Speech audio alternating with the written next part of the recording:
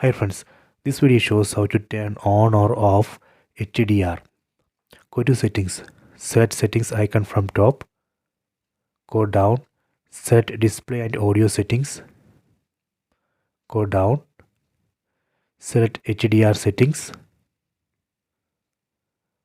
By default this would be auto. If you want to manually turn off HDR, you can set this first option. Done. If you want to manually turn on, you can set the second option. This way we can turn on HDR.